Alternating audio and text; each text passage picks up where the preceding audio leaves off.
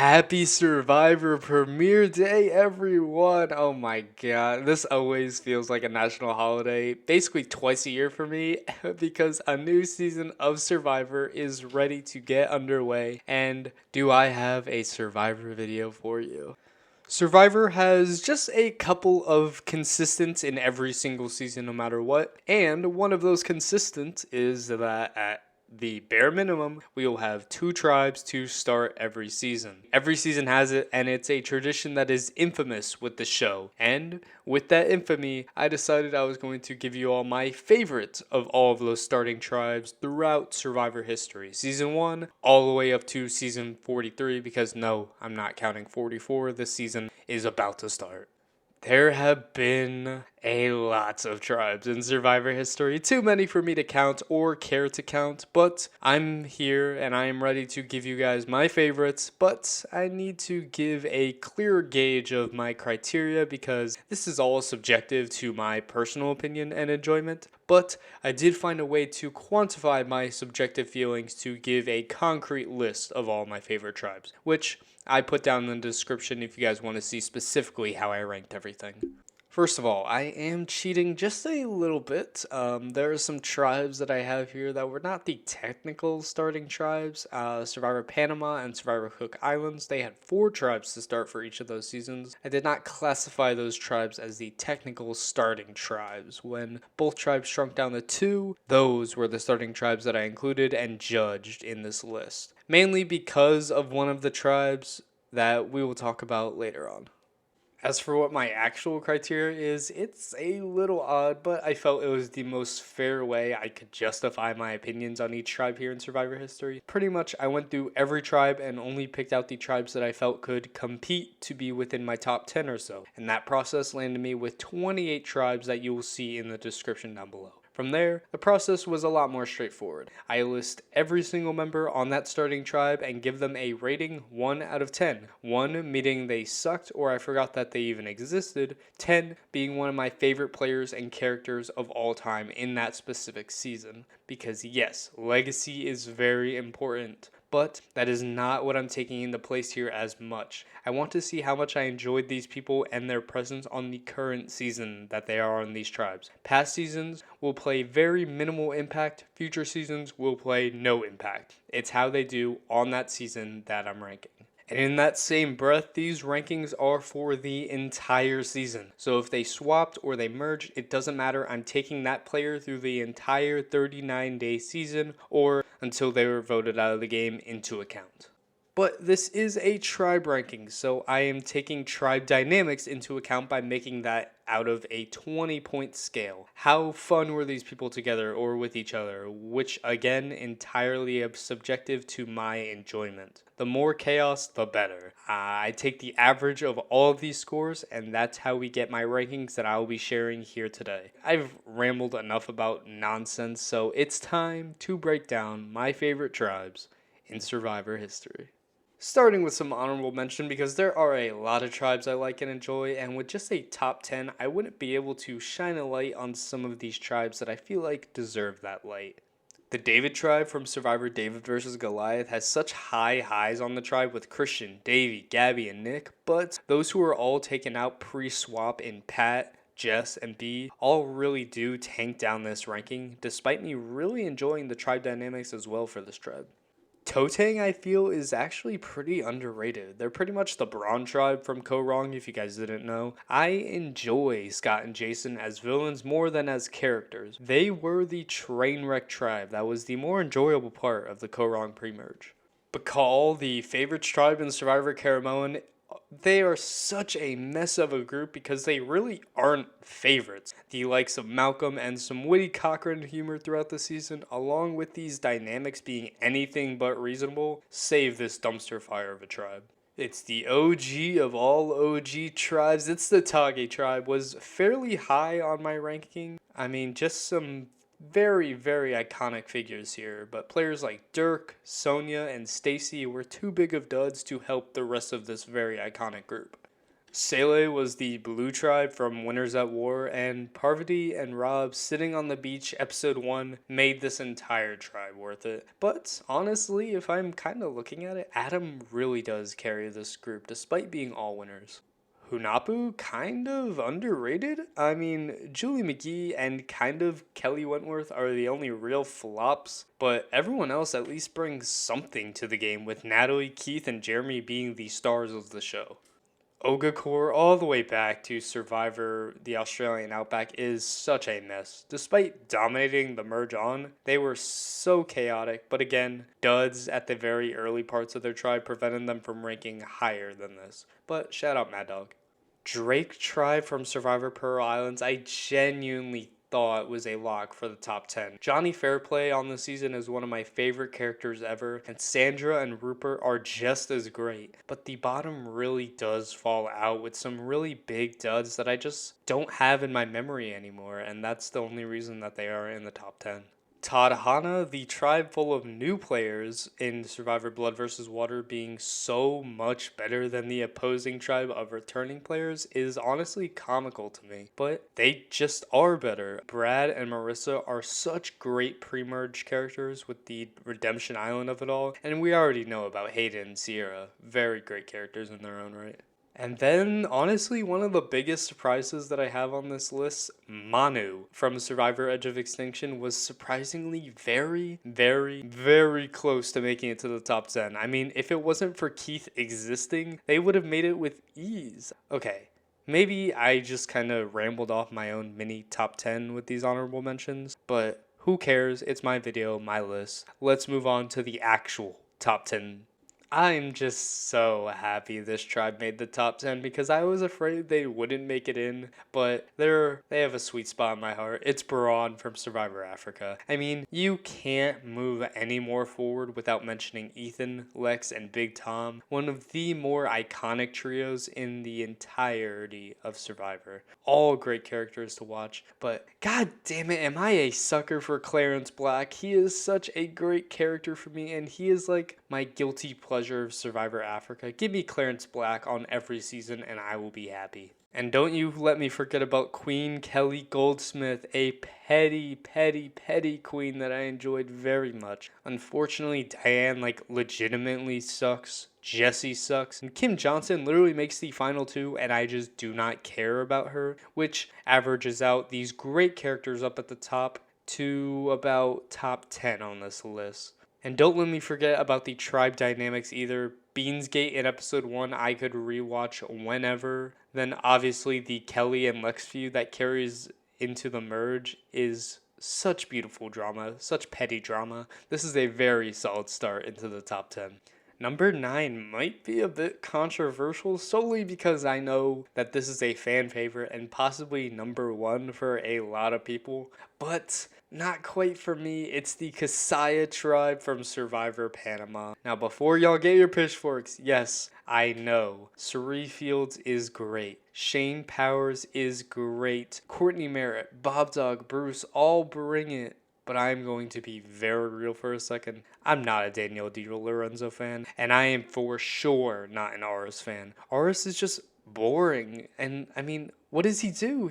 I don't care for him as a TV figure. And aside from Melinda, who is also on this tribe, if you do remember, Aris is completely tanking this ranking in my mind. No matter how much I will snooze at the final 2, the tribe dynamics are some of the best in the entire history of the show. These people are so dysfunctional, so delusional, so off the walls insane that their dynamic together is what allowed them to crack the top 10 here, despite my issues with a few of the members. Number 8 is a tribe that on paper ranks pretty fairly here, but when the season actually played out, it was the people you wouldn't expect that I truly think carry this tribe, and that's Malakal, the favorite tribe from Survivor Micronesia. Yowman, James Clement, Johnny Fairplay, and Ozzy all on the same tribe, yet I think they all kind of flopped and were some of the worst parts of this tribe. Basically, the men on this tribe flopped and are tanking it for me, while the women of this tribe absolutely carried. Parvati, Amanda, Suri, Eliza were all stars and highlights on this tribe for me. Parvati and Amanda really cemented themselves to iconic status this season. When going in, they were some of the more questionable picks on are they really favorites? Honestly, if it weren't for the men of this tribe, this could have competed with the best of the best.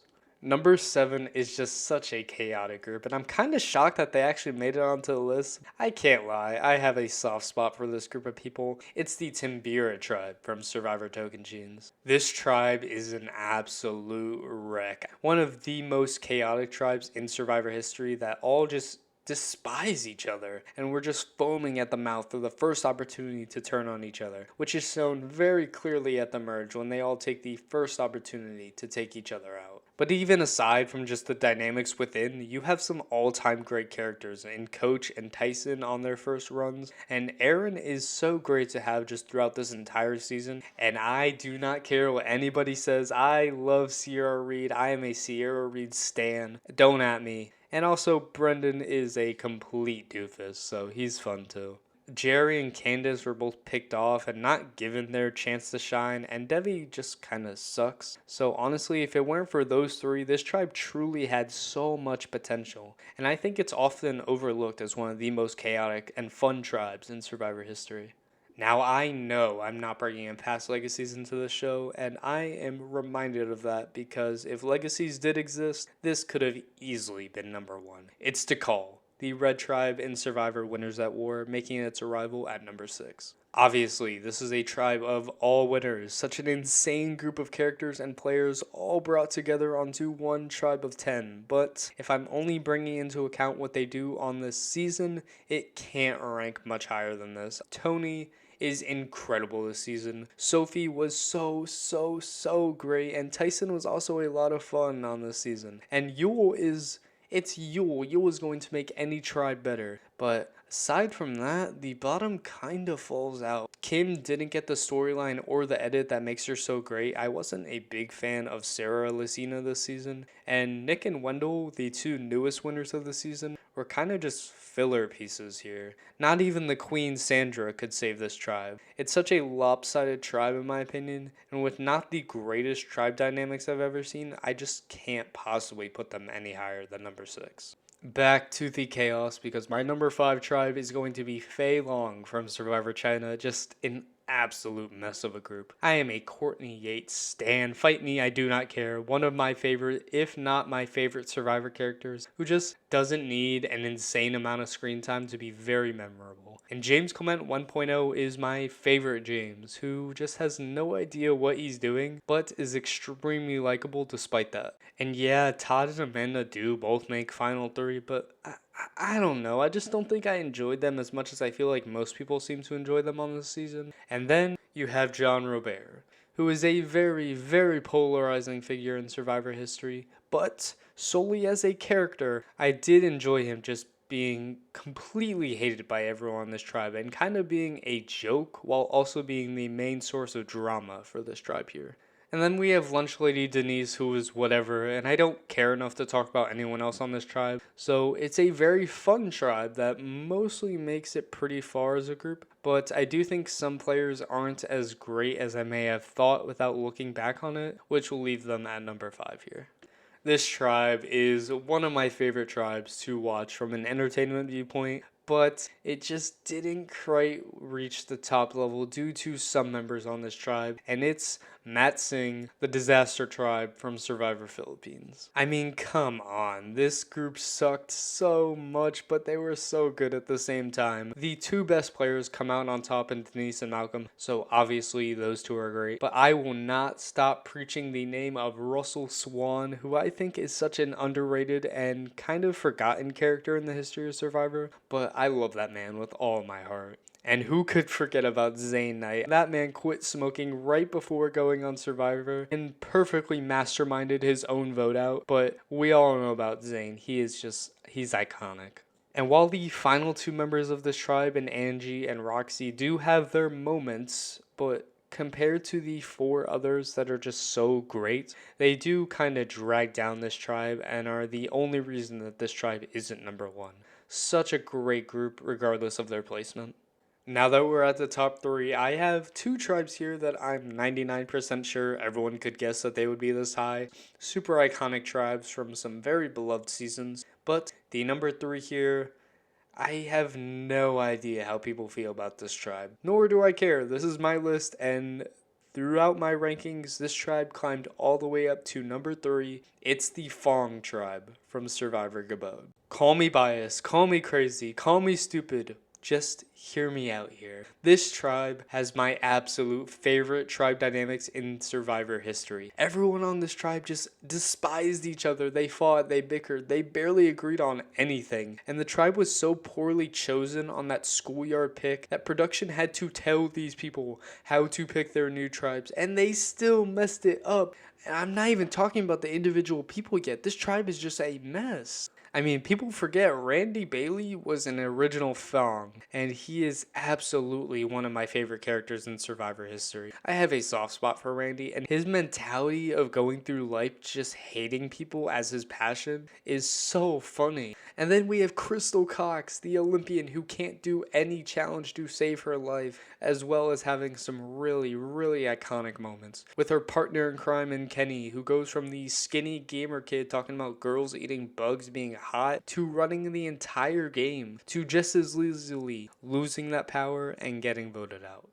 And I mean, come on, Maddie is just such a likable presence. Susie Smith was 1 vote away from being a winner of Survivor, and I would be an absolute fool to not talk about GC, one of my favorite pre-merge characters in Survivor history. Any episode GC is on is a great episode of Survivor in my opinion. And I mean, even the players who are taken out early in Michelle, Jillian, and Dan, rest in peace Dan, all bring something to the show where they all are just memorable to me in some way. I literally just went through this entire tribe, and I could talk about these people forever. So I'm going to stop right here, and we'll get into the top 2. Now, the top 2 here are probably a majority of people's top 2, and what do you know, my little algorithm has them ranked as the top 2 here as well, despite my Gabon bias. In at number 2 is going to go to one of the biggest train wrecks in Survivor history, both from challenge perspective and in tribe dynamics. It's Luzon, the brain tribe from Survivor Cagayan.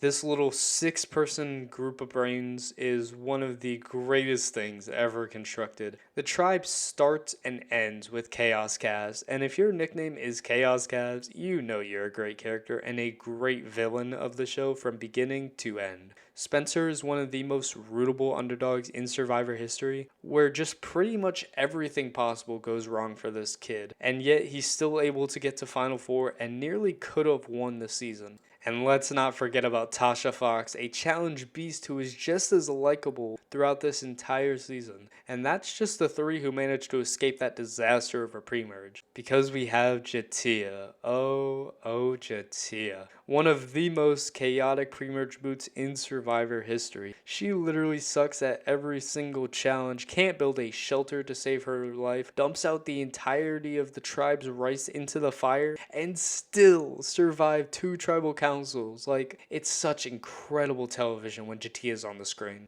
And speaking of incredible television, let's talk about Garrett Adelstein, who, just in the premiere episode, mind you, gets ostracized before the game even starts, finds an idol, masters a blindside, decides to have an open forum to talk about the vote, and gets blindsided himself without even bringing his idol to tribal. It's such an insane flameout that I just love every time I watch the show. I mean, if David Sampson was just a little bit more interesting of a first boot, this tribe could have and would have been number 1, and it's not even close. Such a mess that we are lucky to see play out in 1 season of this show. But it'll fall just short of the number 1 spot.